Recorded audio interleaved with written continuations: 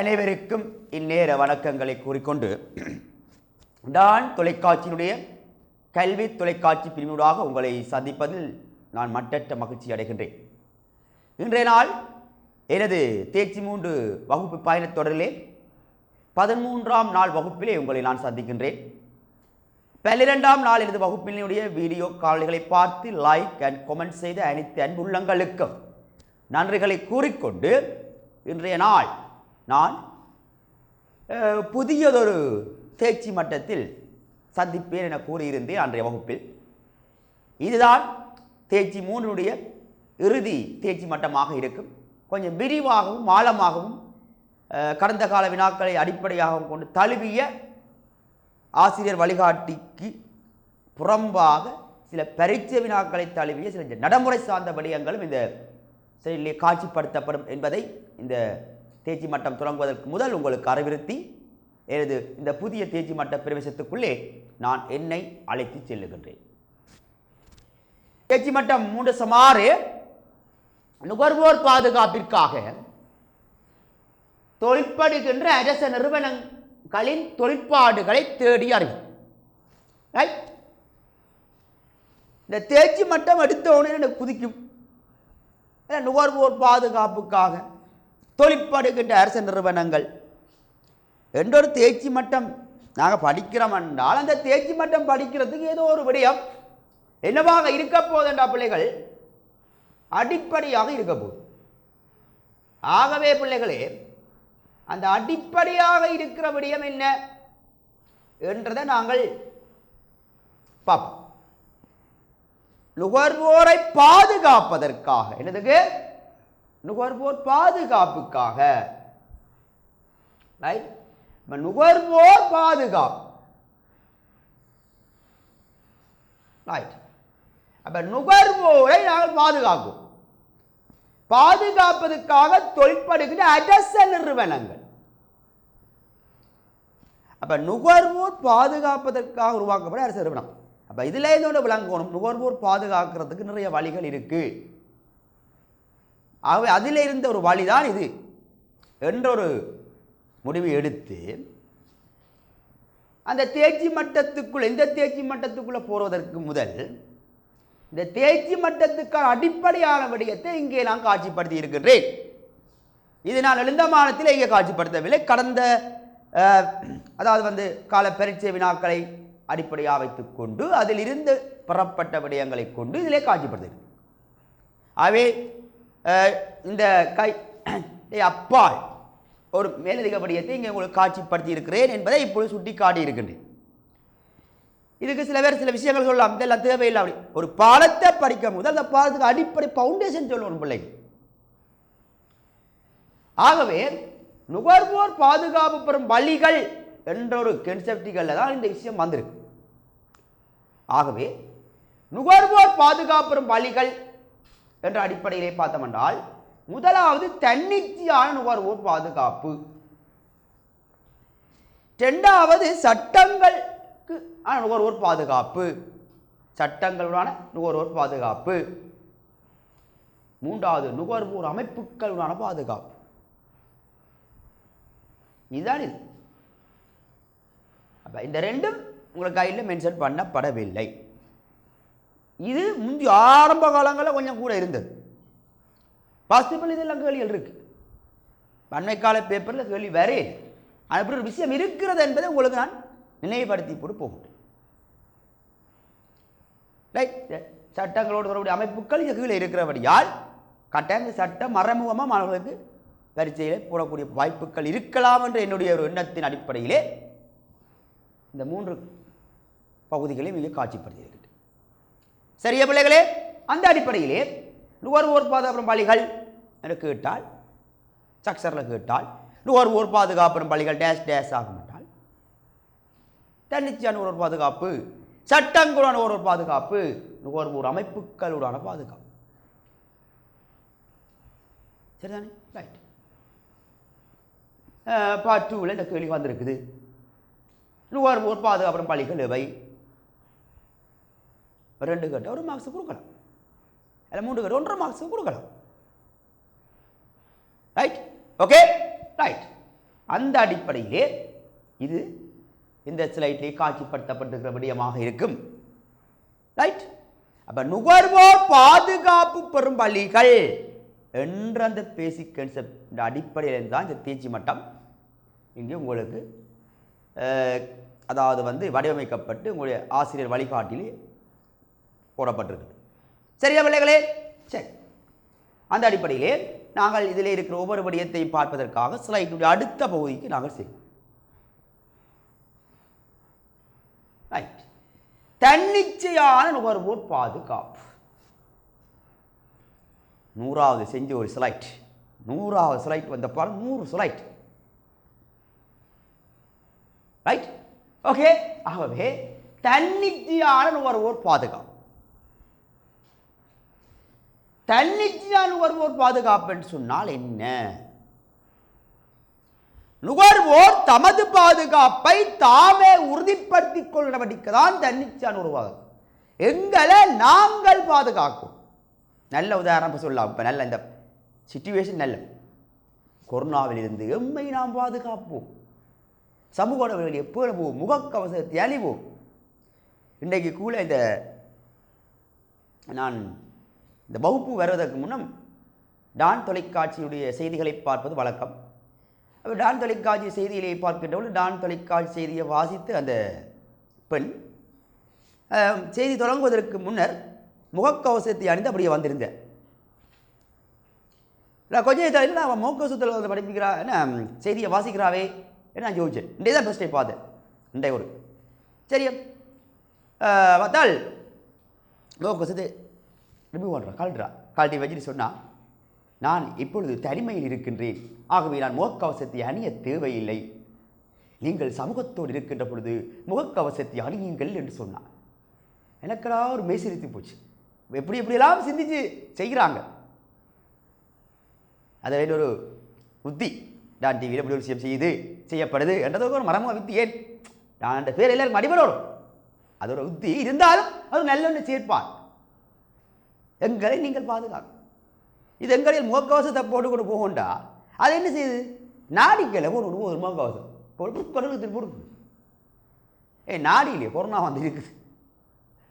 ஆகவே வடிவாக்க வச்சு எங்களை நாங்கள் பாதுகாக்கணும். நான் ஜதார்த்த காய்ச்சினா இதுக்கு சம்மந்தம் இல்லை. அதே எங்களை நாங்கள் பாதுகாக்கிறானே ரைட், அந்த கன்செப்டிக்கை வச்சு சொன்னான். ஓகே. அப்போ நுகர்வோர் தன்னிச்சையான ஒரு பாதுகாப்பு என்றால் நுகர்வோர் தமது பாதுகாப்பை தாமே உறுதிப்படுத்திக் கொள்ளும் நடவடிக்கை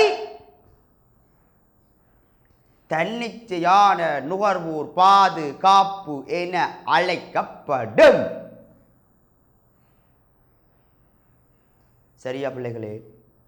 இதில் ஏதாவது உங்களுக்கு சந்தேகம் இருக்கு என்றால் நீங்கள் தொடர்பு கொள்ள வேண்டிய தொலைபேசி இலக்கம் 077 67 40 480 என்ற எனது வாட்ஸ்அப்பாக இருக்கலாம், எனது வைபராக இருக்கலாம், என்னுடைய சாதாரண தொலைபேசி இலக்கமாக இருக்கலாம். அனைத்தும் ஒரே இலக்கம் என்ற அடிப்படையிலே நீங்கள் தொடர்பு கொண்டு எந்த வேலையிலும் பெற்றுக்கொள்ளலாம்.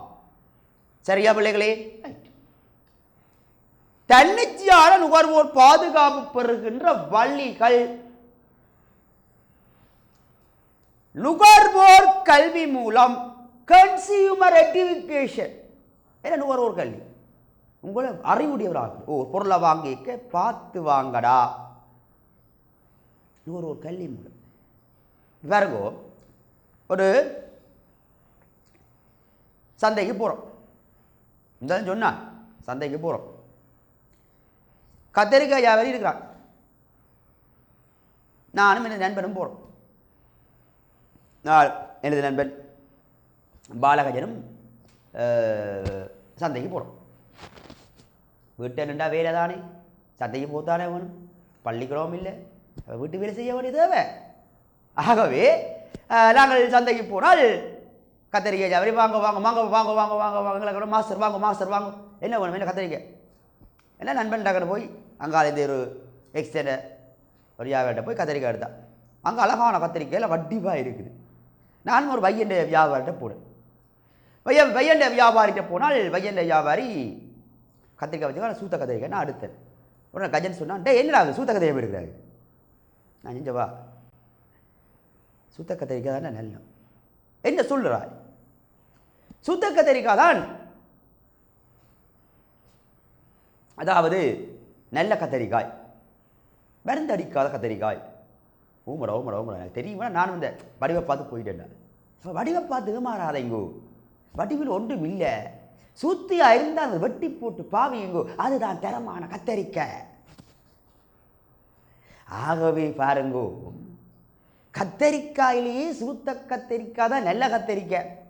இந்த பிள்ளைகள் தென்னிந்திய திரைப்படம் உங்களுக்கு எல்லாரும் பிடிச்ச ஜோதிகா நடிச்ச ஒரு படம் 36 வயதிலே பார்த்தீங்கன்னா தெரியும். 36 வயதில் நான் அதெல்லாம் பார்க்க, எனக்கு 36 வயசு இல்லை, பட் 36 வயதிலே இந்த படத்தில் இருக்கு. ரைட்? ஆகவே பிள்ளைகளே, தொலைக்காட்சியை பார்த்து கொண்டிருக்கிற அன்புள்ளங்களே, மாணவிகளே, நான் சொல்கிற யதார்த்த உதாரணத்தை பௌரியாக எடுக்காது சீரியஸாக பார்த்துக் கொள்ளுங்கள். ஓகே? ஆகவே இது ஒரு நகைச்சுவைக்காக இங்கே சொல்லவில்லை, இது யதார்த்தமான ஒரு அறிவை நீங்கள் பெற்றுக்கொள்ள வேண்டும். ஆகவே பிள்ளைகளே, நுகர்வோர் கல்வி, இப்படி நுகர்வோர் கல்விகளை வழங்க வேண்டும். ஒரு பொருளை வாங்க என்னென்ன பார்க்கணும், இப்படி பார்க்கணும் என்ற கன்சியூமர் எஜுகேஷன் மூலம் என்னை நான் பாதுகாத்துக் கொள்வேன். ஏன் ஒவ்வொரு நாளும் கொரோனா பற்றி சொல்கிறோம், உங்களுக்கு விழிப்புணர்வு. என்னப்பா நாளுக்கு நாள் கொத்து கொத்து கொத்து கொத்தாக வருது. கொஞ்சம் காலம் போய் இலங்கையில் இந்தியாவில் எல்லாமே நடக்குமோன்னு ஐயப்பாடு இருக்கு, இல்லை இருக்கு, ரோட்டில் ஓட்டு இருக்கிறது, பெரிய இழப்பை கூட சந்திச்சிருக்கிறோம் நாங்கள் தற்பாடத்தை. என்ன அப்போ நுகர்வோர் கல்வி மூலம் 2வது குழந்தைகள் பாருங்க பிள்ளைகள், எஸ்எல்எஸ் அன்னைக்கு சொன்ன எஸ்எல்எஸ் விரிவாக்கம், Sri Lankan standard ISO international standard organisation. சரியா பிள்ளைகளே? என்ற குறியீடுகளை அவதானிப்பதன் மூலம், அவதானிச்சு வாங்க. எஸ்எல்எஸ் இருக்கா, ISO இருக்கா என்று அவதானித்து அந்த பொருளை வாங்க வேண்டும். சரியா பிள்ளைகளே? ரைட். 3வது பாருங்க பிள்ளைகள், உற்பத்தி செஞ்ச திகதி, காலாவதியாகும் திகதி என்பவற்றை அவதானிக்கணும். மேனுஃபேக்சரிங் டேட், எக்ஸ்பைரி டேட் என்பவற்றை அவதானித்து நாங்கள் என்ன செய்ய வேண்டும் என்று சொல்லி சொன்னால் அதனை வாங்க வேண்டும். சரியா பிள்ளைகளே? ரைட். ஓகே? அப்ப உற்பத்தி செய்யப்பட்ட திகதி, காலாவதியாகும் திகதி என்பவற்றை அவதானித்து நாங்கள் பொருளை வாங்க வேண்டும். ரைட். அடுத்தது பிள்ளைகள், சில பொருட்களை மிகவும் நம்பிக்கையான கடைகளில் இருந்து பெற்றுக்கொள்ள வேண்டும். அடிக்கடி சொல்ற உதாரணங்களா, உதாரணம் தங்க நகை ஆபரணத்தை பெற்றுக்கொள்ள நாங்கள் குடும்ப பாரம்பரியமாக வாங்குற கடையில் போய் வாங்குவோம். பூப்புடைய ஈராட்டு விழாக்கள், திருமண வைபவங்கள் அனைத்துக்குமான நகைகளின் சாம்ராஜ்யம் மின்சார வீதி யாழ்ப்பாணத்துக்கு அமைந்துள்ள நர்மதா நகை பூங்கா. நர்மதா நகை பூங்கா, மின்சார நிலைய வீதி, யாழ்ப்பாணம், கொழும்பு, செட்டியார் தெரு 6 என்ற முகவரியில் சென்று நீங்கள் உயர்தரமான தங்க நகைகளை பெற்றிட சிங்கப்பூரிலிருந்து வரவழைக்கப்பட்ட நவீன உங்கள் முகங்களிலே உருண்டு விளையாடுகின்ற தங்க நகை ஆபரணங்களை எல்லாம் பெற்றுக்கொள்ள நாட வேண்டிய ஒரு ஸ்தாபனம் நர்மதா நகை பூங்கா என்றால் ஒரு மனசில் ஒரு நம்பிக்கை வரும். இதே தொலைக்காட்சியில் எப்படி விளம்பரம் போகிறது, அழகான விளம்பரம், கார் ஒன்று வரும், ஒரு பெண் வந்தால் யாழ்ப்பாணம் வந்தாச்சா, ஓ யாழ்ப்பாணம் வந்தாச்சு, நர்மதாவுக்கு போவோம் வாங்கோவே. என்ன நம்பிக்கை, நம்பிக்கை நாணயம், அனைத்தும் சாம்ராஜ்யம் நர்மதா. ஸோ நான் நர்மதாவுக்கு விளம்பரம் செய்கிறேன், அப்புறம் நர்மதாவுக்கு நான் காசை வாங்கி இப்படி செய்யல, சும்மா ஒரு எக்ஸாம்பிள் சொல்லிட்டு போகிறேன்டாப்பா. சரிதான்டாப்பா? சரி. ஆகவே சில பொருட்களை மிகவும் நம்பிக்கையான கடைகளில் இருந்து பெற்றுக்கொள்வதன் மூலம், ரைட்? ஓகே. அப்போ தங்க நகை ஆபரணங்களை, சில பொருட்களுக்கு தங்க நகை ஆபரணங்களை மிக நம்பிக்கையான கடையிலிருந்து பெற்றுக்கொள்ளல். சில பொருட்களுக்கு உத்தரவாத சான்றிதழை கேட்டு பெற்றுக்கொள்ளல். வாரண்டி கார்டு, நோ கரண்டி கார்டு, வாரண்டி கார்டு. தொலைக்காட்சி ஒரு 1 இயர் இது கொடுப்பார், ஃப்ரிட்ஜ் ஒரு 1 இயர் கொடுப்பார். ஒரு வருட காலத்துக்குள் நீங்கள் எங்களிடம் இருக்கின்ற தொலைக்காட்சிகள் பழுதானால் அவை திருத்தி கொடுக்கப்படும், இல்லையில் புதிய தொலைக்காட்சி ஒன்று உங்களுக்காக வழங்கப்படும். எங்களிடம் பெற்றுக்கொள்கிற குளிர்சாதன பெட்டிகள் ஒரு வருடத்தினுள் உங்களுக்கு திருப்தியற்றதாக இருக்குமாக இருந்தால், ஏதாவது பழுதுகள் ஏற்படுமாக இருந்தால் அவை சரி செய்து திருத்தி கொடுக்கப்படும், இல்லையில் புதிய தொலைக்காட்சிகள், புதிய குளிர்சாதன பெட்டிகள் வழங்கப்படும். சரியா பிள்ளைகளே? ரைட். இது என்ன வரும் பிள்ளைகள்? அந்த விளக்கமாக இருக்கும். ரைட். அப்போ நுகர்வோர் கல்வி மூலம் SLSIS சொற்கள் அவதானிப்பதன் மூலம், ரைட், உற்பத்தி செய்யப்பட்ட காலாவதியானது இதை பற்றி அவதானிப்பதன் மூலம், ரைட். அடுத்தது சில பொருட்களை மிகவும் நம்பிக்கையான கடைகளிலிருந்து கொள்ளுணவு செய்வதன் மூலம், அடுத்தது இதை ஸ்டார் வந்திருக்கணும் வரையில சில பொருட்களுக்கு உத்தரவாத சான்றிதழை கேட்டு பெற்றுக்கொள்வதன் மூலம். இது சுமார் யதார்த்த உதாரணம். இதை விட வேற இதெல்லாம் நீங்கள் சொல்லலாம். ஓகே பிள்ளைகளே? சரி, இப்போ தன்னிச்சையான நுகர்வோர் பாதுகாப்பு பெறுகின்ற வழிகள் என்ற விஷயத்தை பார்த்து முடித்திருக்கின்றோம். எளிமையான உதாரண விளக்கங்களோடு உங்களுக்கு விளங்கப்படுத்தி இருக்கின்றேன். இதை நீங்கள் ஒருக்கா பார்த்து வைத்திருந்தால் ஓகே. வரும் வராது என்றது விடயத்துக்கு அப்பால் இப்படி ஒரு விடயம் இருக்கிறது என்பதை நீங்கள் அறிந்து கொண்டிருக்க வேண்டும் என்பதற்காக இங்கே காட்சிப்படுத்தப்பட்டு விளங்கப்படுத்தப்பட்டது. ஸோ நாங்கள் வெற்றிகரமாக 100வது ஸ்லைட்டை முடித்து 101வது ஸ்லைட்டை நோக்கி நகர்கின்றோம். சரியா பிள்ளைகளே? அப்போ 101வது ஸ்லைட்டை பார்த்தோம்னால் சட்டங்களான ஒரு பாதுகாப்பு பற்றி சொல்லப்பட்டிருக்குது. இதால் அவங்களோட டீச்சர்ஸ் கையில் இல்லை, கரகாலங்களாக பாஸ்வேல வெளியில் வரவில்லை. இருந்தாலும் அண்மையில் வந்து சில வேறு வேறு அலகுகளோடு சேர்த்து இந்த இதோடு சம்பந்தப்பட்ட ஆண்டுகள் சிலது கூறப்பட்டிருந்தது. ஆகவே அதனால் 2017ஆம் ஆண்டு ஒரு பங்குடம கேள்வி வந்திருந்தது. அந்த பங்குடமையில் வந்த அந்த செல்வாய் சட்டங்களோடு இந்த இதோடு சம்மந்தப்பட்ட 2 சட்டங்கள் அங்கே போடப்பட்டிருந்தது. ஸோ அதனையும் பேஸ் பண்ணி நான் கொஞ்சத்தை போட்டிருக்கேன். ஆனால் இதை பற்றி நான் ஒன்றையுமே முழுமையாக பார்க்க போகிறதில்ல. முக்கியமான ஒரே ஒரு சட்டத்தை மட்டும்தான் இல்லை உங்களது சில இல்லை அங்கால காட்சிப்படுத்தியிருக்கு. சரியா? இப்படி சட்டங்கள் இருந்தது என்பதை நீங்கள் அறிஞ்சு வச்சிருக்கணும். ரைட். அப்போ அதை நுகர்வோரை பாதுகாப்பதற்காக ஏராளமான சட்டங்கள் உருவாக்கப்படுது. அந்த சட்டங்களூடாக நுகர்வோருக்கு கிடைக்கின்ற பாதுகாப்பு தான் சட்டங்களுடான நுகர்வோர் பாதுகாப்பு எனப்படும். அவ்வாறு நுகர்வோரை பாதுகாப்பதற்காக உருவாக்கப்பட்ட சட்டங்கள் பல. அதில் 1980ஆம் ஆண்டு 26ஆம் இலக்க உணவு சட்டம் அது அமெண்டம் பண்ணப்பட்டிருக்குது. 2011ஆம் ஆண்டு உணவு திருத்த சட்டம் இப்பொழுது அமெண்டம் பண்ணப்பட்ட சட்டமாக இருக்குது. திருத்தம் செய்யப்பட்ட சட்டம் என்று சொன்னால் ஏற்கனவே இருக்கிற சட்டம் மூல சட்டம் அங்கே இருக்குது என்ற அடிப்படையிலே சில மாற்றங்களோடு இப்போ 2011ஆம் ஆண்டு உணவு திருத்த சட்டம் காணப்படுகின்றது. ரைட். அடுத்து 1980ஆம் ஆண்டு 27ஆம் இலக்க அழகு சாதன அபாயகர மருந்து பொருட்கடலை சட்டம். அடுத்தது 1984ஆம் ஆண்டு 6ஆம் இலக்க இலங்கை தரப்படுத்தல் பணியக சட்டம். 1988ஆம் ஆண்டு 56ஆம் இலக்க தேசிய சூழல் பாதுகாப்பு சட்டம். 1995ஆம் ஆண்டு 35ஆம் இலக்க அளவீட்டு அழகுத்திறம் சேவைகள் திணைக்கள சட்டம். 2003ஆம் ஆண்டு 9ஆம் இலக்க நுகர்வோர் அலுவல்கள் அதிகார சபை சட்டம். இதை பற்றி தான் கொஞ்சம் பார்ப்பேன்.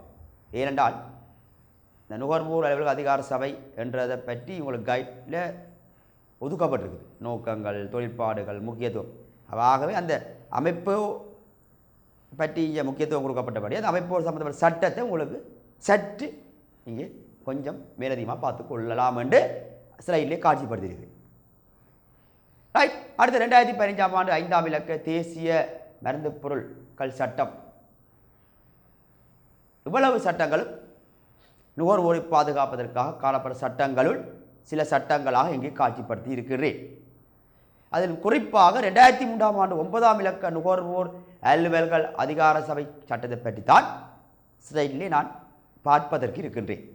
அடுத்த ஸ்லைட் 2003ஆம் ஆண்டு 9ஆம் இலக்க நுகர்வோர் அலுவல்கள் அதிகார சபை சட்டம் என்ற விஷயத்தை பாஸ் பேப்பரில் வந்த கேள்விகளை மட்டும் இங்கே ஸ்லைடிலே தலையங்கமாக காட்சிப்படுத்தி உங்களுக்கு விளங்கப்படுத்த இருக்கின்றேன். பார்த்தோம்னு சொன்னால் 2003ஆம் ஆண்டு 9ஆம் இலக்க நுகர்வோர் அலுவலக அதிகார சபை சட்டம்.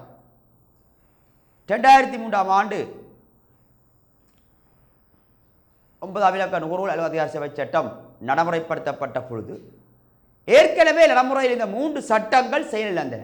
செயலிழந்த அர்த்தம் அந்த 3 சட்டங்கள் தனித்தனியாக ஆற்றி அவ்வளவு விடயங்களையும் இந்த ஒரு லோக்குள்ளே கொண்டுட்டார், ஒரு கன்செப்டுக்குள்ளே கொண்டுட்டார், ஆக்டுக்காக கொண்டுட்டார். அந்த அடிப்படையில் 2003ஆம் ஆண்டு 9ஆம் இலக்க நுகர்வோர் அலுவல்கள் அதிகார சபை சட்டம் நடைமுறைப்படுத்தப்பட்ட போது நடைமுறையில் இருந்த பின்வரும் 3 சட்டங்கள் செயலிழந்தன. வேலை வெற்றி போன அவை செய்கிற எல்லாத்தையும் செய்ய வெளியிட்டு அது இந்த சட்டங்கள் சில பின்வரும் அந்த 3 சட்டம் என்ன? ஒன்று நுகர்வோர் பாதுகாப்பு சட்டம், விலை கட்டுப்பாட்டு சட்டம், நியாய வியாபார ஆணைக்குழு சட்டம். நுகர்வோர் பாதுகாப்பு சட்டம், விலை கட்டுப்பாட்டு சட்டம், நியாய வியாபார ஆணைக்குழு சட்டம். இது ஒரு பாஸ் பேப்பர் கேள்வி. ரைட். ஆகவே இங்கே சட்டங்களாக காட்சிப்படுத்தி இருக்கின்றன. அப்போ 2003ஆம் ஆண்டு 9ஆம் இலக்க நுகர்வோர் அலுவல் அதிகார சபை சட்டம் நடைமுறைப்படுத்தப்பட்ட போது நடைமுறையிலிருந்து செயலிழந்த சட்டங்கள் 3 இவை. ரைட். என்றால் நுகர்வோர் பாதுகாப்பு சட்டம், விலை கட்டுப்பாட்டு சட்டம், நியாய வியாபார ஆணைக்குழு சட்டம். அந்த 3 செய்கிற தொழிற்பாட்டையும் 3 செய்கிற விடயத்தை இந்த 2003ஆம் ஆண்டு 9ஆம் இலக்க சட்டம் நிறைவேற்றுகின்றது. ரைட். அவை இந்த 3 சட்ட முக்கியத்துவம் இல்லாமல் போயிட்டு. சரி, ஸ்லைடில் இருக்கிற அடுத்த பகுதிக்கு 2004ஆம் ஆண்டு சாக்சர்கள் இலங்கை நுகர்வோரை பாதுகாக்கும் தற்போதைய பிரதான சட்டம் டேஸ் ஆகும். 2009ஆம் ஆண்டு வந்தது. இது ஒரு சட்டம் 5 வருஷத்துக்கு பிறகு வந்தது.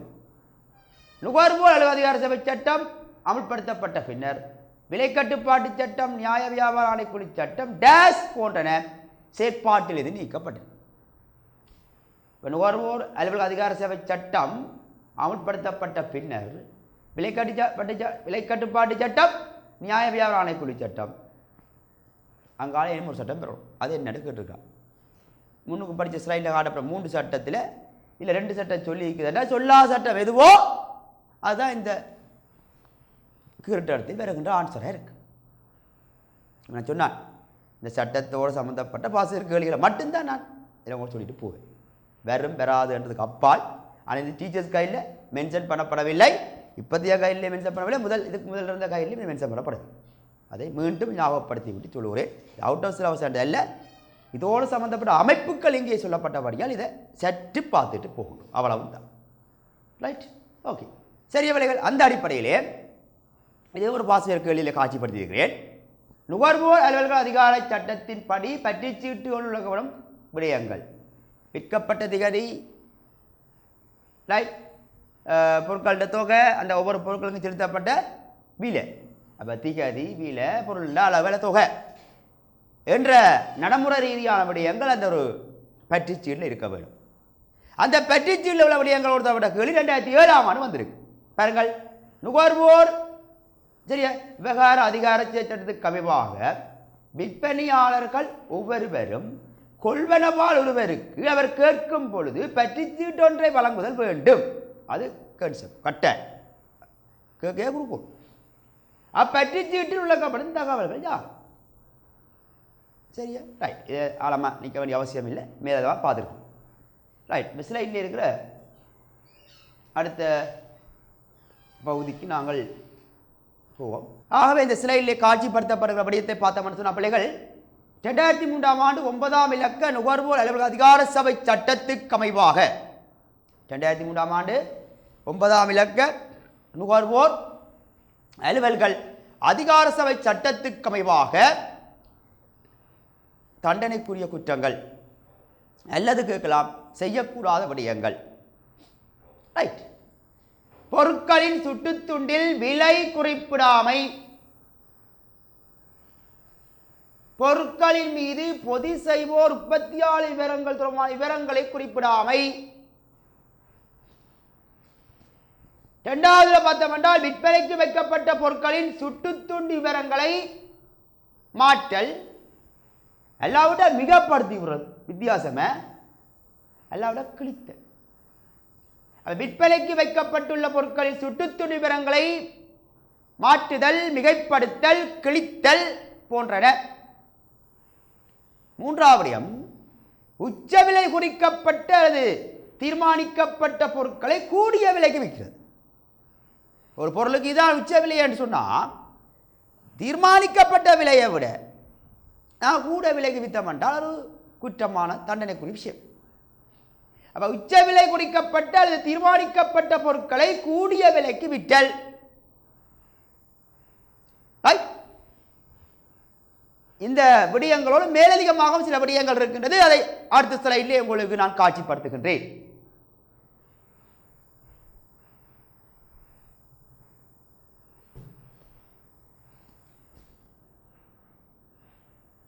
ரைட். பாருங்கள், விற்பனைக்குரிய பொருட்களை வச்சுக்கொண்டு மறுக்கிறது. இல்லை விற்க இல்லை எங்கள்கிட்ட, நான் தர மாட்டேன், எங்கள்கிட்ட இல்லை என்று சொல்கிறது. அது நடைமுறையில் யதார்த்த லைஃப்பில் இதெல்லாம் இருக்கு. அப்படியே அடுத்த விற்பனைக்குரிய பொருட்களுக்கு ஒப்பந்தங்களை முன்வைத்து விட்டல். நீ இது உங்களுக்கு தாரண்டா, உங்களுக்கு இது இதை வேண்டும். உங்களுக்கு விற்பனைக்குரிய பொருட்களுக்கு ஒப்பந்தங்களை முன்வைத்து நிபந்தனைகளை சொல்லி விற்கிறது. பொருட்களுக்கோ சேவைகளுக்கோ உத்தரவாதத்தை வழங்கினால் அந்த உத்தரவாதத்தை நிறைவேற்றாமல் மீறுறது.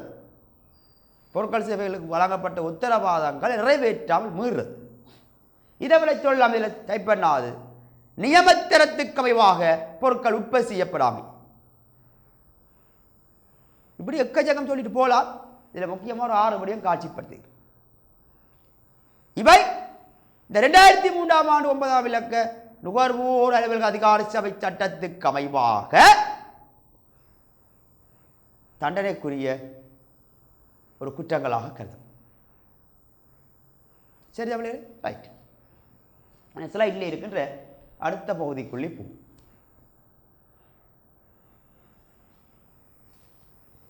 ரைட். ஸ்லைடில் இருக்கின்ற அடுத்த பகுதிக்குள்ளே போகும் என்றால் அந்த சட்டங்கள் எல்லாம் முடிச்சு. முக்கியமான சட்டம், அந்த சட்டத்தோட சம்பந்தப்பட்ட விஷயம் பார்த்தோம். இப்போ இது கொமனான அடுத்த தேர்ச்சி பகுதிகளை நாங்கள் பார்க்கின்ற பொழுது, அடுத்த தேர்ச்சி பகுதிகள் சொன்னால் அடுத்தடுத்த பகுதிகளை நாங்கள் பார்ப்பதற்கு இலகுவாக பாஸ் பேப்பரில் வந்த கேள்வி 2015ஆம் ஆண்டு 2020ஆம் ஆண்டு வந்தது மட்டுமல்ல, உங்களோட கற்றல் பெறுவர்களிலே அதாவது பாடத்திட்டமிடலே டீச்சர்ஸ் கைட்லேயும் இதை உதாரணங்களோடு போடப்பட விடயங்கள் இருக்கிறது. இது உங்களோட டீச்சர்ஸ் கைட்டோடு இனி பார்க்க போகிற விடயம் எல்லாம் டீச்சர்ஸ் கைட்டோடு சம்பந்தப்பட்ட விடயங்கள் ஆக இருக்கும். இவ்வளோ நேரம் பார்த்தது இந்த டீச்சர்ஸ் கைட்டில் இருக்க விடயத்தை பார்ப்பதற்கான அடித்தளமாக அமைந்த விடயங்கள், அதாவது நுகர்வோர் பாதுகாக்கப்படும் பள்ளிகள் என்ற அடிப்படையிலே 3 வழிகளிலே தன்னிச்சையான ஒரு பார்த்திருந்தோம். ரைட்.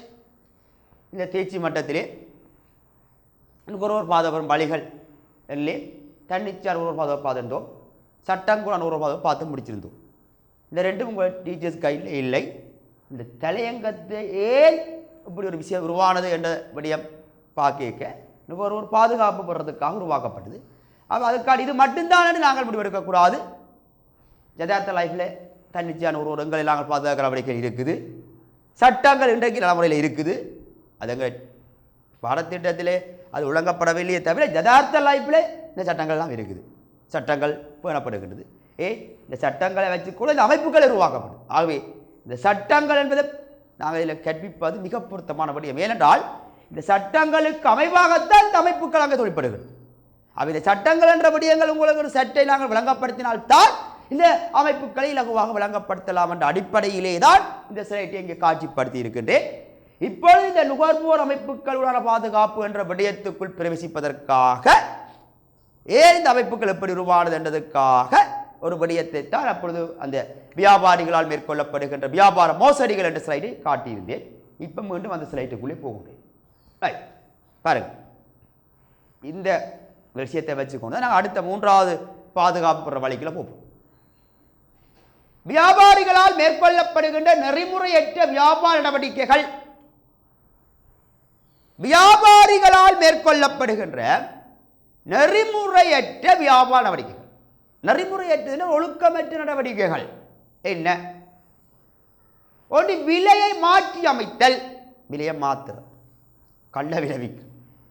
நான் சொன்னது அன்றைக்கு மகனிக்கு ஒரு விலை விற்கிற, தேனிக்கு இன்னொரு விலை, பிறகு புருஷங்காரனுக்கு இன்னொரு விலை, பிறகு மச்சான் மேனிக்கு இன்னொரு விலை. அந்த கடையில் யார் நிற்கணும் அவையை பொறுத்த விலை தீர்மானிக்கப்படும். சரியா? அப்ப விலையை மாற்றி அமைத்தல். என்ன செய்தல்? விலையை மாற்றி அமைத்தல். ரைட்டா விலையல்? சரி. காலாவதியான பொருட்களை விற்பனை செய்தல். எக்ஸ்பைரி டேட் முடிஞ்சது அதிக பொருளை விற்கிறது. அப்ப காலாவதியான பொருட்களை என்ன செய்தல்? விற்பனை செய்தல். இது இரண்டாவது. மூன்றாவது பிள்ளைகள் செய்ய முடிவு திகதிகளை மாற்றி அமைத்தல். இது காலாவதியான பொருளை விற்கிறது, இது திகதியை மாற்றி. இரண்டுக்கு வித்தியாசம் இருக்குது. இந்த 2 3 தான் நீங்கள் யோசிக்கக்கூடாது. 2020 ஸ்கீமில் இருக்கிற அப்பல்லாவு பாலிசி நீங்கள் உங்களுக்கு காட்சிப்படுத்தப்பட்டது. விலையை மாற்றி அமைத்தல், காலாவதியான பொருட்களை விற்பனை செய்தல், முடிவு திகதியை மாற்றி அமைத்தல். இது எக்ஸ்பைரி டேட் முடிஞ்ச பொருளை விற்று விடுறது. இது அந்த டேட்டை மாற்றி விற்கும். ஒரு டேட் இருக்கும் என்றால் அது கொஞ்சம் டேட்டை கூட தள்ளி போடுறோம். இப்போ 25ஆம் தேதி முடிகிற பொருளை நான் 30ஆம் தேதி மாற்றி விடும். எனக்கு வித்தியாசம். Okay right. அப்போ முடிவு திகதியை மாற்றி வித்தல், மாற்றி அமைத்து வித்தல். பொருட்களுக்கு சேர்க்கை தட்டுப்பாடு ஏற்படும். இது உண்மை விளையும். இந்த பெட்ரோல் சைட் வழி செய்கிற விளையாட்டுகள் எங்கே சேரமும் பாருங்க. பயணத்தடையாக இருக்கலாம், ஊடங்கு சட்டமாக இருக்கலாம், உடனே போய் லைனில் எங்கே நிற்குதுகள்? பெட்ரோல் சைடில் நிற்குது. ஏன் வீட்டுக்குள்ளே ஓடுறது பெட்ரோல் மோட்டர் சைக்கிள் பண்ண மாட்டோம். அது என்னவோ தெரியாது. யாழ்ப்பாணம் தான் நம்ம தான் நிற்பான். இவங்களும் பெட்ரோல் சைக்கிள் கொடுத்து போடும். பெட்ரோல் முடிச்சு பெட்ரோல் முடிவு இந்த வீட்டை எழுதி விடுறது பம்பு. நாங்கள் விலை கூட போதுண்டா, விலையை கூட்டி விற்கலாம். அப்புறம் சீனியை வச்சுக்கோங்க, சீனியை இல்லைன்னு சொல்கிறோம். செயற்கை தட்டுப்பாடை ஏற்படுத்துது. எல்லாம் முடிஞ்சுதுன்ற வேற நடமாடும் வியாபாரத்துறாங்க. இது வேற எதாவது பிள்ளையா பெரிய மவுசு காட்டுவாங்க. தாங்க வீடை அவனை விற்கிறோம், இவ்வளோ ஃப்ரீ சர்வீஸ் சொல்லி போட்டு அங்கே பொருட்களை வெளியே கூட்டி விற்கிறான். உங்களுக்கு ஃப்ரீயாக தரோட கூட்டி விற்கும். அப்படி சில இடங்கள் நடக்கும். ஆகவே பொருட்களுக்கு செயற்கை தட்டுப்பாடு ஏற்படுது. சீனியை வச்சுக்கொண்டு சீனி இல்லையன்றது, மா வச்சுக்கொண்டு மா இல்லையன்று. அப்போ பொருட்களுக்கு செயற்கை தட்டுப்பாட்டை ஏற்படுத்த தரமற்ற பொருட்களுடன் கலப்படம் செய்தல். இதுக்கு நல்ல உதாரணங்கள் ஆல்ரெடி சொல்லிட்டேன், திருப்பி சொல்ல வேண்டிய அவசியம் இல்லை. தரமற்ற பொருட்களுடன் கலப்படம் செய்தல். முன்னுக்கு கலப்படத்துக்கு நிறைய உதாரணம் சொன்னான். ஒரே ஸ்லைட்லேயே திருப்பி பார்த்தவங்களுக்கு திருப்பி சொல்ல உங்களுக்கு ஒரு சலிப்புத்தன்மை ஏற்படுது. போலியான தகவலை வழங்கல் அது நடக்குது எக்கச்சக்கம். அதை வேண்டி பாவிச்சிங்கன்னா உங்களுக்கு அது இல்லாமல் போடும். உங்களுக்கு முதுகு வலிக்கும், இதை பூசுங்கோ. நான் சிறையடியாக சொல்கிறேன், நீங்கள் விலகி கொடு. அப்போ போலியான தகவல்களை என்ன செய்தல்? வழங்க. என்ன வழங்கல்? போலியான தகவல்களை வழங்க. ரைட். அடுத்தது அளவை நிறுவை மோசடி. இந்த சின்ன சொல்லுவாங்க அப்படி அம்மா கதப்பினம் நல்ல ஞாபகம் இருக்குது. அந்த கேள்வி ஞானம். இந்த தெராசுக்குள்ள காந்தத்தை ஒட்டி விடுறதா, ஒட்டி போட்டு நடக்கிறது. அப்போ நிற குறைவாக இருக்குது. சில இடத்துல 50 கிராம் படி இல்லைன்னா 2 உள்ளிய உள்ளு பூடு இருக்குதா, பூடு உள்ளி அண்டு இந்த உள்ளி பூடை தூக்கி போட்டு ரைட் ஓகே.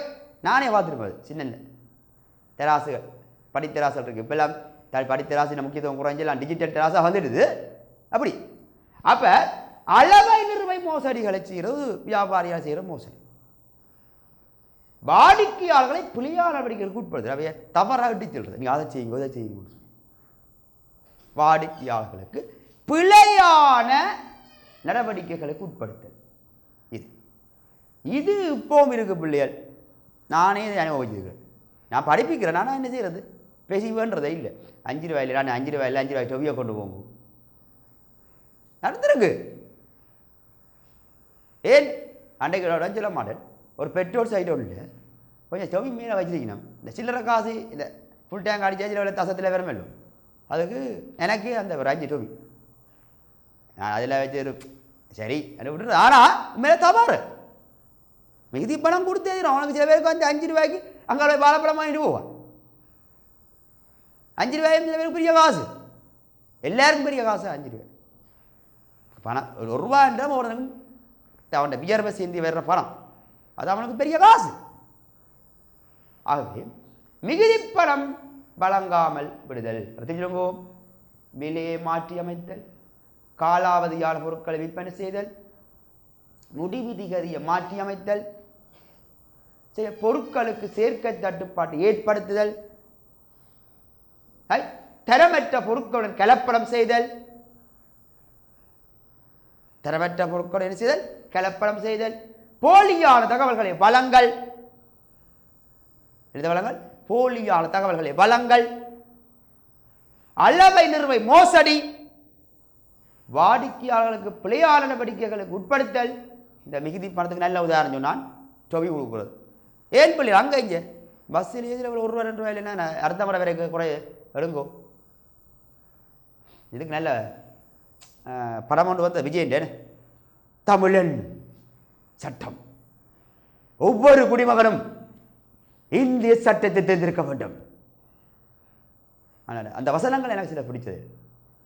அதே மாதிரி ஒவ்வொரு குடிமகனும் நான் சொல்கிறேன் சட்டம் தெரிந்திருக்க வேண்டும்.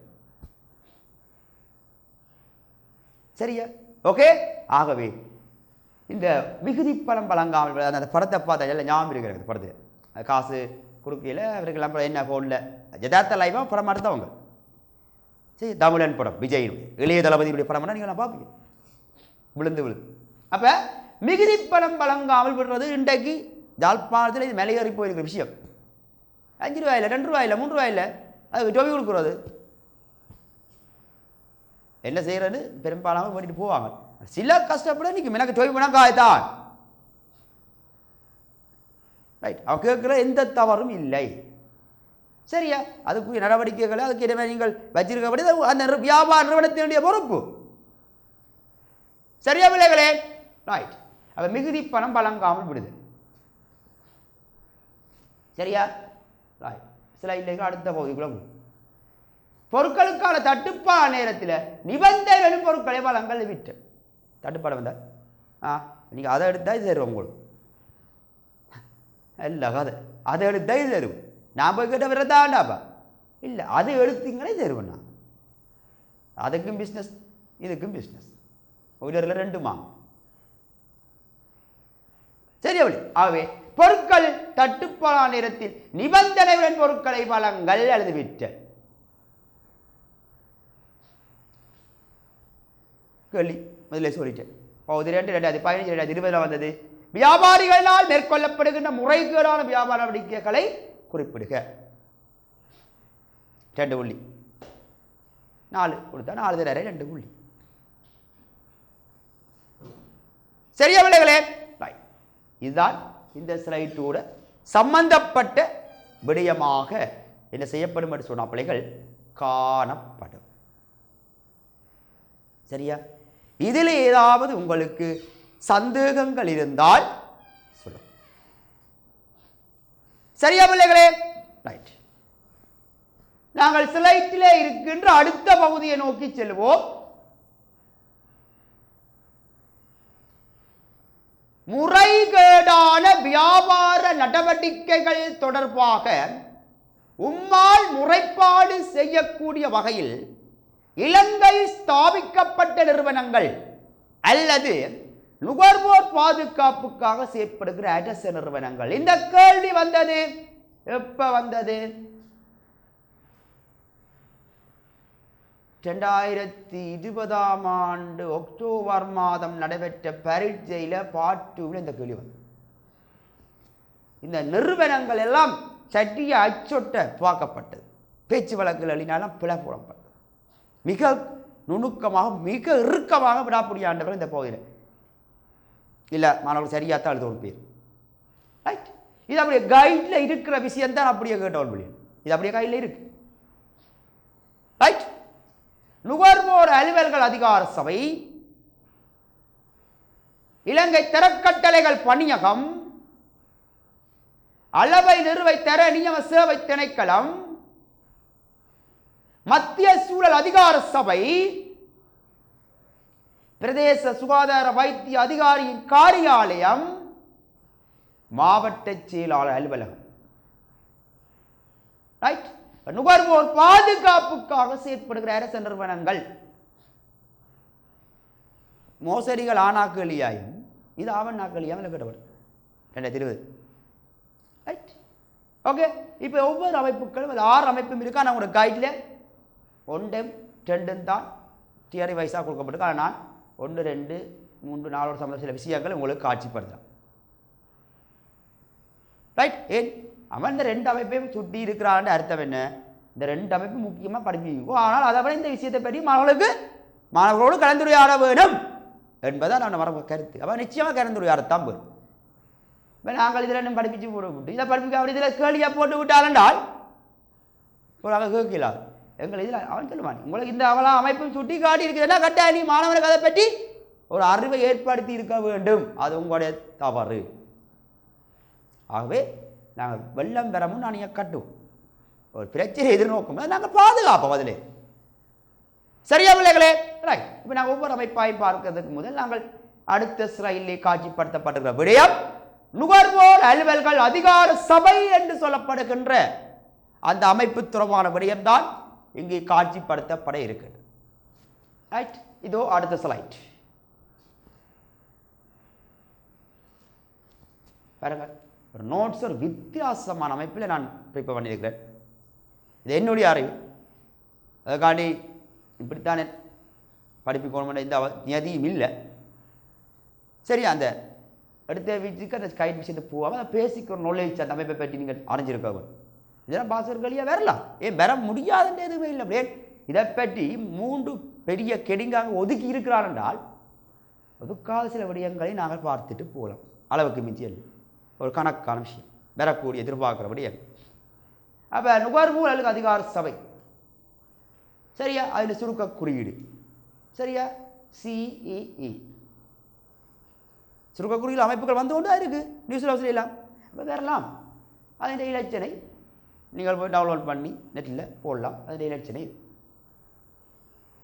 ரைட் ஓகே அவை சுருக்க குறியீடு CEA அதனுடைய இலச்சனை இங்கே காட்சிப்படுத்தப்பட்டிருக்கிறது வடிவாக உற்று அந்த சிலச்சனையை நீங்கள் பார்த்துக்கொள்ளுங்கள் இதில் தமதமான ஸ்லைட்டுகள் உங்களுக்கு தேவை என்றால் என் வாட்ஸ்அப் நம்பரோடு தொடர்பு கொண்டு நீங்கள் என்ன செய்து கொள்ளலாம் என்று சொல்லி சொன்னால் இதை நீங்கள் பெற்றுக்கொள்ளக்கூடியதாக இருக்கும் சரிதான பிள்ளைகளே ரைட் அந்த அடிப்படையிலே நுகர்வோர் அலுவல்கள் அதிகார சபையினுடைய சுருக்க குறியீடு அந்த சுருக்க குறியீடு அடுத்த விடயம் இலட்சணை இந்த ஸ்லைட்டிலே உங்களுக்கு காட்சிப்படுத்தப்பட்டிருக்கிறது சரியா பிள்ளைகளே ரைட் இப்போ நாங்கள் அடுத்த விஷயத்துக்குள்ளே வருவோம்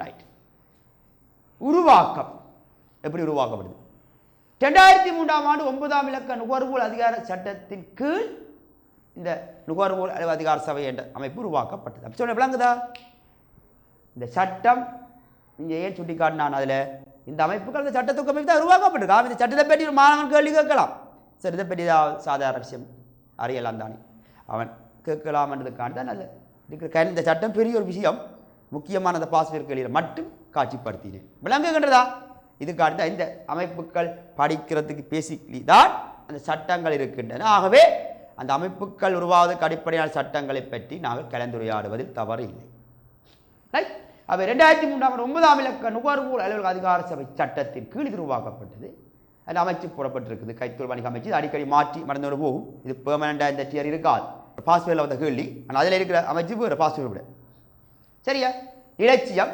நேர்மையான வியாபார சூழலில் பாதுகாக்கப்பட்ட பாவனையாளர்களை உருவாக்க நேர்மையான வியாபார சூழலில் பாதுகாக்கப்பட்ட பாவனையாளர்களை என்ன செய்தல் உருவாக்கல் உருவாக்கம் 2003ஆம் ஆண்டு 9ஆம் இலக்க நுகர்வோர் அலுவலக அதிகார சபை சட்டத்தின் கீழ் உருவாக்கப்பட்டது அமைச்சு கைத்தொழில் வணிக அமைச்சு இலட்சியம் நேர்மையான வியாபார சூழலில் பாதுகாக்கப்பட்ட பாவனையாளர்களை உருவாக்குதல் சரிதானே ரைட் அந்த அடிப்படையிலே நாங்கள் இந்த ஸ்லைட்டோடு சம்பந்தப்பட்ட இவ்வளவு விடயங்களை நாங்கள் உங்களுக்கு என்ன செய்திருக்கிறோம்னா பிள்ளைகள் பார்த்திருக்கின்றோம் இதுதான் நாங்கள் பார்க்கின்ற இந்த வகுப்பினுடைய இறுதி பகுதியாக அமைந்திருக்கும் எனக்கு வழங்கப்பட்ட நேரம் முடிவடைந்ததால் இத்துடன் என்னுடைய 11வது வகுப்பை வெற்றிகரமாக நிறைவுக்கு கொண்டு வந்து 14வது வகுப்பிலே உங்களை சந்திக்கும் வரை உங்களிடமிருந்து விடைபெற்றுக் கொள்கின்ற நான் உங்கள் மனங்களில் நிறைந்த வணிகக் கல்வி ஆசான் ஜாழ்ப்பாண கல்லூரி வட்டுக்கோட்டை SK பாலசபேஷ் மீண்டும் நல்லதொரு பொழுதில் உங்களை நான் சந்திக்கும் வரை உங்களிடமிருந்து விடைபெற்றுக் கொள்கின்றேன் SKB. Bye bye. See you. Best of luck.